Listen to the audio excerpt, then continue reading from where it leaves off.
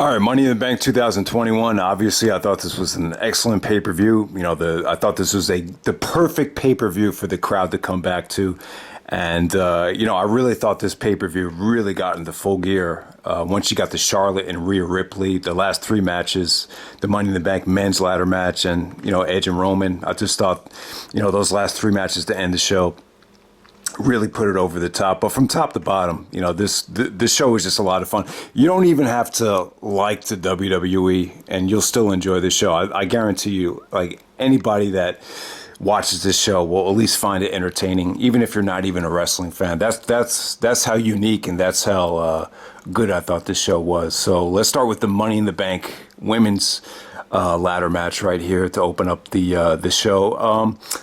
This was, to be honest with you, this crop of women, it's not a spectacular lineup right here. So it was definitely hit or miss. There was times throughout this match where the fans just didn't know how to react. A lot of stuff did not go over well, but ultimately, I thought it was a lot of fun. It's one of those matches that I think the mainstream fan will find enjoyable. There was really good facial expressions and just, there was some creativity here. I thought Natalya and Tamina got a ton of heat, for whatever reason. It was almost like hatred with them. The Alexa and Zelina Vega stuff didn't go over very well. The hypnotize spot with, Alexa was trying to hypnotize Zelina and then got her to climb down the ladder. Then Alexa tried to climb back up. It just, I don't know. I thought that reaction, the fans kind of felt insulted by that. If anyone, did anyone else feel that way? That's how it kind of came off to me. But yeah, I mean, it still had some good things about it. I thought Naomi brought a ton of energy. The fans were really into Liv Morgan. There was really some creative stuff here, burying Alexa with the ladders, which actually got a little bit of heat, but I thought that was creative. And, Nikki, I guess she's going by Nikki, A.S.H now, Nikki Cross, story of this match. She got very emotional. She busted out like some, Superman type stuff. Some really, really good high spots as she's portraying this, Superwoman type of character. And yeah, I thought this was an enjoyable watch. I don't think anyone would ever go back to it. I don't think it was anywhere near the best women's Money in the Bank ladder match, but interesting way to start off the show and move on to the next match. We've got AJ Styles and Omos taking on the Viking Raiders.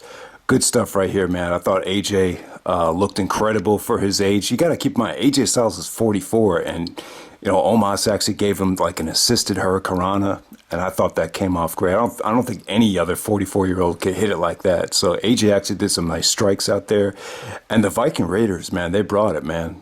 Some really, really stiff knees from them. Some really, really nice double team moves. At the end of the match, they did like a 3D into like a power slam. So I thought that came off great. There were some great breakups from Omos that were creative here. So creative match, man. And they definitely got time. It's kind of funny. Like, I will never sit through like a Viking Raiders match on Raw. Like, they go to a commercial break, I'll probably not go back to it.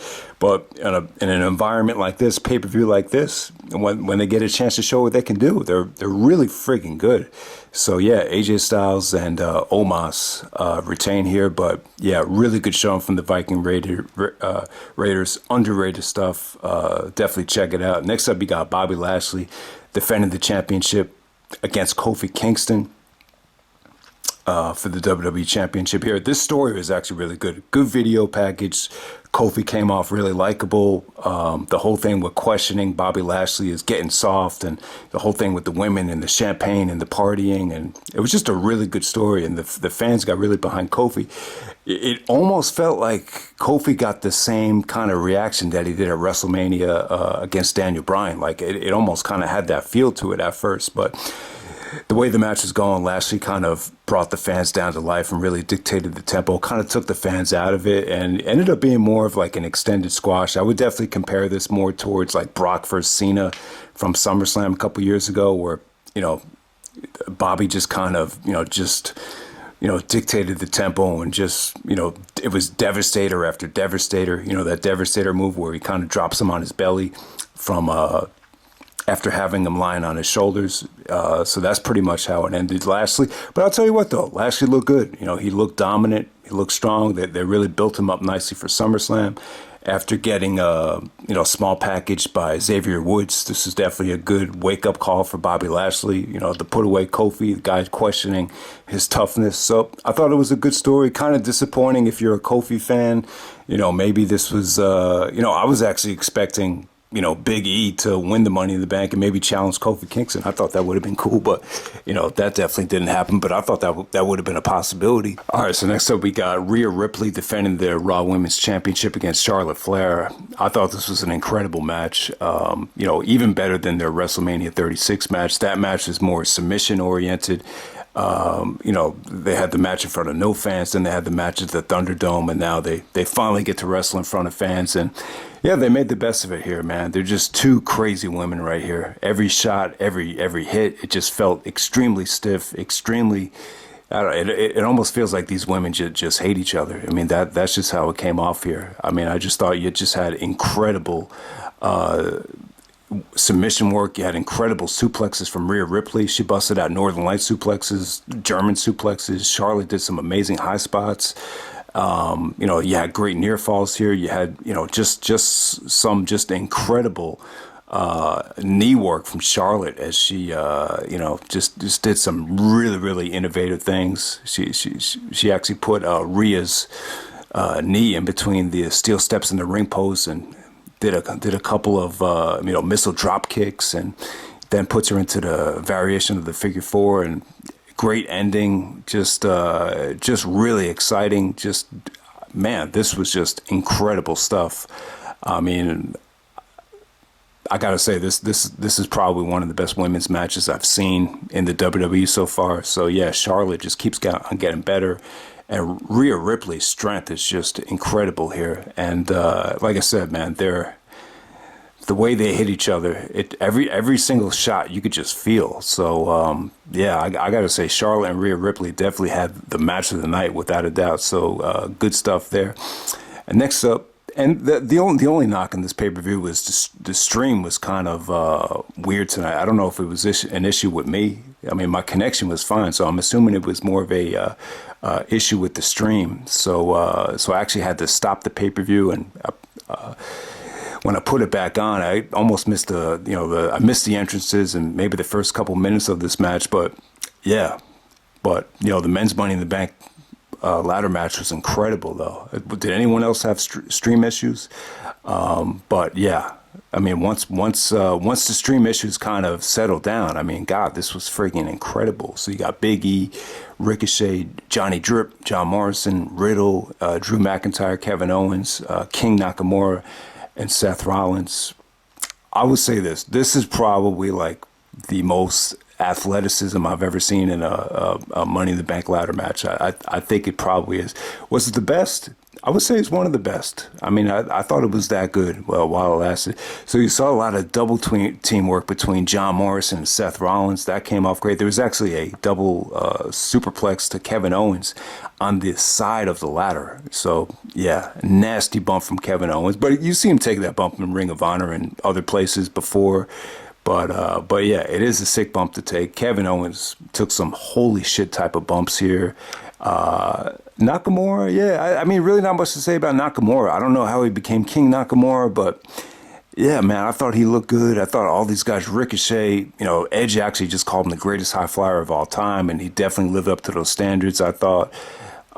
Riddle was a lot of fun in this match. Just he was doing like maybe too many RKOs, but he had some great facial expressions. Drew McIntyre actually got taken out by the modern day Mahara. So it looks like Drew is going to be feuding with Jinder Mahal leading into SummerSlam, which sucks for Drew. But, I was expecting Drew to win this thing and turn heel. I thought that might have been a possibility. But that did not happen. And, Seth Rollins basically throws a hissy fit after this match for not winning. Big E actually gets the surprise victory here. So, I'm happy for Big E. Like I said, man, I was expecting Big E to cash in on Kofi. I thought that might have been cool. But yeah, Big E, I think Big E could challenge Lashley at SummerSlam. I like to see it straight up. I wouldn't mind seeing that. I think that would be really, really awesome. But yeah, I got to give it up to John Morrison. Like, if there's one person from this match that really surprised me, I got to say it was Morrison, man. Like, I thought he looked incredible. Yeah, man. I mean, just not a lot to say about it other than it was just really, really exciting. Maybe too many RKOs and too many stunners. It's kind of like we're abusing finishers of legends. It almost had that feel to it, but if you could look past that, I would definitely say probably the most athleticism ever in a Money in the Bank ladder match. The Big E victory came off great. I think a lot of people felt emotional about it. So did Big E, and he definitely earned it. And yeah, great Money in the Bank ladder match. And then the main event, we got Roman Reigns taking on Edge. Long ass match for the Universal Championship. About 33 minutes long. Yeah, I mean, it just definitely had a big fight feel. Great atmosphere. There was dueling chants, let's go Roman, let's go Edge. Roman was trash talking the shit out of all the fans, so I thought that came off great. Roman had more fan support than you would expect. I was a little bit surprised by that. I think the support for Edge was a little bit disappointing compared to what he's been receiving in other arenas. I would definitely say that. But yeah, Roman really... very methodical here. I thought it was a little bit too slow paced. I just didn't think that the pace was the kind of pace Edge really needed to thrive. The pace was a lot slower than, say, the Randy Orton match from Backlash. So yeah, Roman really just dominated this match. Edge started building momentum when he countered the Superman punch into a backslide. So I thought that was a great counter. And then there were some really stiff sequences on the outside with Roman going through the barricade, and Edge spears him through another barricade. So he had some pretty, high impact moves there. And then, then it's just kind of got overbooked towards the end with Seth Rollins, being pissed off at Edge for jumping the line and getting a title shot. So, the Seth Rollins promo came off good. I thought McIntyre cut an incredible promo on this show as well. So you did have some good promos. I want to give a shout out to McIntyre because I thought his promo was actually brought a lot of life to the show as well. But yeah, I mean, Rollins comes out and kind of screws Edge out of the belt. You saw some great kickouts there with, Roman actually countering the spear into the front face guillotine face lock. You saw Roman kicking out of the spear. Edge actually did a beautiful transition into the Edge-O-Matic. So yeah, I mean, it wasn't a bad match at all. I thought it was really good. You could argue that it was great.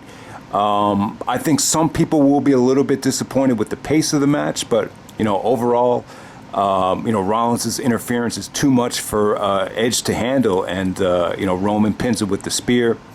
Then you got Edge and Rollins just kind of brawling, out of the arena, and then Roman gets on the mic, and then Johnny Boy comes out. John Cena returns after all the Honda commercials, the Experian commercials, the Fast and the Furious 9, and so many other great things. But Cena loves the WWE so much that he's coming back, and monster reaction. Just Cena just coming out to the ring and Roman Reigns looking shocked, and that's pretty much how it ends. But yeah, happy to see John Cena back. It brings a lot of life to the WWE. The reaction was just great. So yeah, I'm a big Cena fan. When it's all said and done, I have a lot of respect for what John Cena's done for the WWE, so I'll just leave it at that, man. The show was just a lot of fun. Everyone needs to check it out. The only gripe about it was the stream issues, but like I said, that could have. I'm pretty sure it wasn't an issue with me. I mean, sometimes it's like you think maybe the laptop can't handle all this, but yeah, it had to be a stream issue because I went on YouTube and everything was fine. So that's the only thing about the show. But yeah, just that the crowd made such a difference. And I brought up the McIntyre promo because he said he kind of buried the Thunderdome, but if we ever have to go back to the Thunderdome, I'm sure Vince and everyone will regret him saying that, but hopefully we won't have to go back. So yeah, I love the McIntyre promo. So, but yeah, man, awesome show. I think I said enough about it, and I'm out. All right.